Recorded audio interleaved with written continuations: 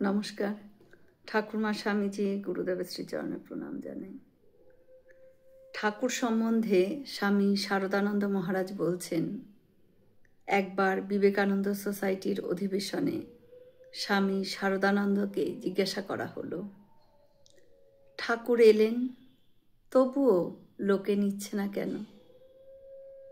স্বামী শারদানন্দ বলছেন, বড় গাছ ধীরে ধীরে বাড়ে, এ কি তুবড়ি যে খানিক ফুল ফুটে তক্ষুনি নিভে যাবে?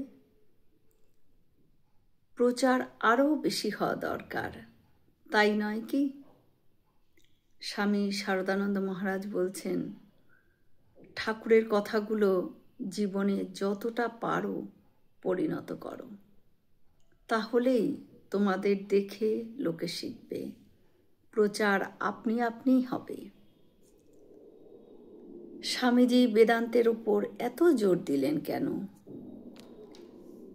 স্বামী শারদানন্দ বলছেন, লোকে আত্মবিশ্বাস হারিয়ে ফেলেছে, যেটা ফিরিয়ে আনবার দরকার।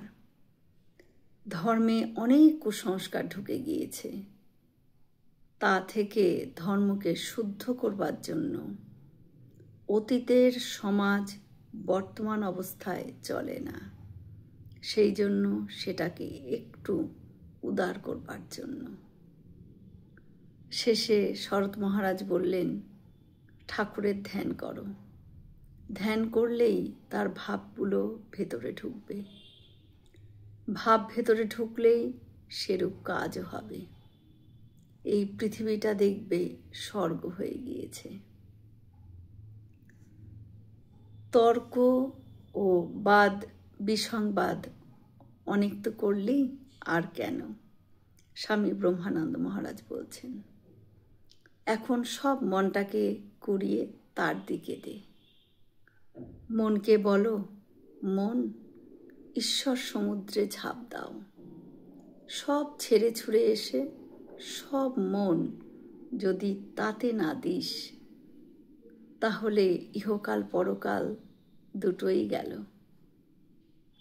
তিনি কৃপা করে সুবুদ্ধি যখন দিয়েছেন, তখন কৃপার সদ্ব্যবহার করো। খানিক সুখলাভের জন্য অনন্ত সুখকে বলি দিও না।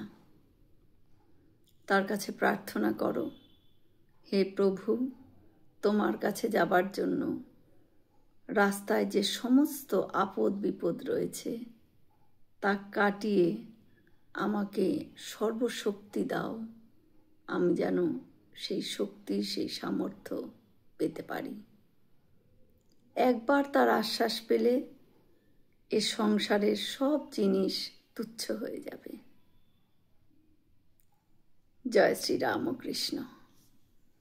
আমরা সকলে মিলে একসাথে বলি, জয় মহামাই কি জয়, জয় ভগবান শ্রী শ্রী রামকৃষ্ণ দেব কি জয়, জয় স্বামীজি মহারাজজি কি জয়। হয়তো অনেক ভুল ত্রুটি করলাম, ঠাকুর যেন আমায় ক্ষমা করে দেন। সকলে সুস্থ থাকবেন, আনন্দে থাকবেন। ঠাকুর মায়ের কৃপা দৃষ্টি সকলের ওপর বর্ষিত হোক। শুভরাত্রি।